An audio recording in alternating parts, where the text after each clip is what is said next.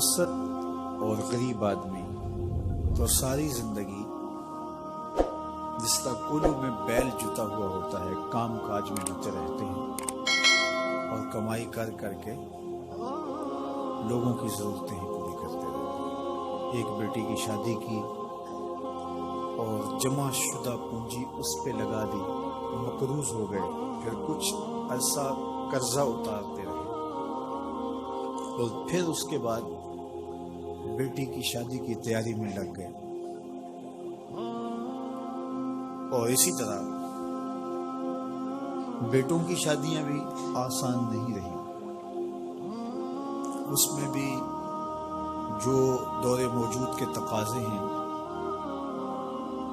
اور پھر جس طرح بھاری اور بھرکم ولیمہ کرنے کا ایک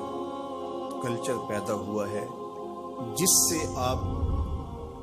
یہ معاشرے کو بتانا چاہتے ہیں، اپنی برادری کو بتانا چاہتے ہیں کہ ہم اتنے مؤثر ہیں اور ہمارے تعلقات اتنے وسیع ہیں۔ آپ کا قد کاٹ اور آپ کی شناخت ولیمے کے حجم سے معلوم ہوگی، شادی کی تقریب کے بڑا اور چھوٹا ہونے سے پتہ چلے گا کہ کوئی شخص کتنا معاشرے کا باوقار شخص ہے،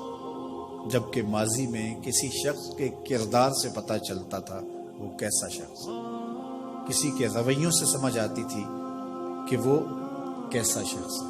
اس کے کیے ہوئے وعدے بتاتے تھے کہ وہ کیسا شخص ہے،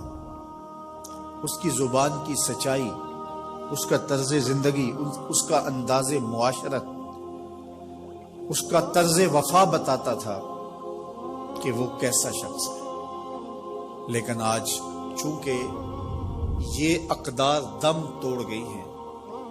تو ہم اپنے آپ کو بڑا بتانے کے لیے اور اپنی شناخت کروانے کے لیے ہم ان چیزوں کا سہارا لیتے ہیں جو کسی شخص کی شناخت نہیں ہوتی۔ تقریبات کا حجم بڑھا کر کے اور اپنی دولت کی نمائش کر کے اور کچھ شخصیات کو اپنے پاس مدعوف کر کے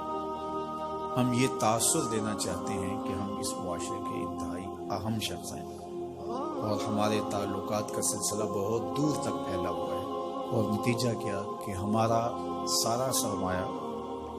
انہی کاموں کے اندر صرف ہو رہا ہے۔ متوسط لوگوں کے لیے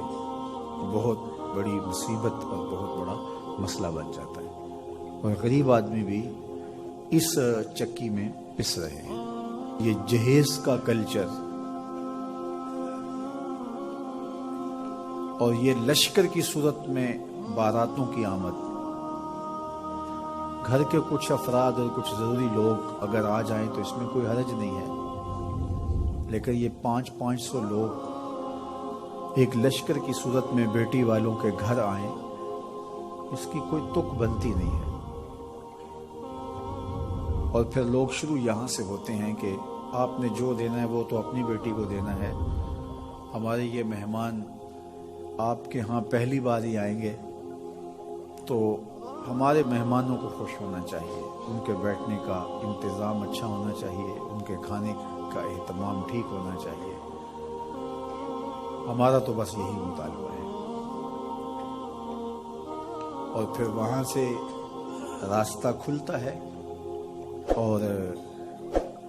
جہیز کے مطالبات بھی شروع ہو جاتے ہیں۔ بیٹی والوں پہ بوجھ نہیں ڈالنا چاہیے، لیکن بیٹے والوں پہ بھی بوجھ نہیں ہونا چاہیے۔ جب کسی معاشرے میں نکاح مشکل ہو جاتا ہے، اس معاشرے میں بدکاری پھیلتی ہے، اس لیے نکاح کو آسان بناؤ تاکہ بدکاری کی طرف رغبت اور آسانی نہ ہو۔ ہمیں سادگی کے ساتھ نکاح کرنے کی تلقین کی گئی، فرمایا نکاح اعلانیہ کرو اور نکاح کو مسجدوں میں منعقد کرو، اور بہترین نکاح وہی ہے جس پہ اخراجات بہت تھوڑے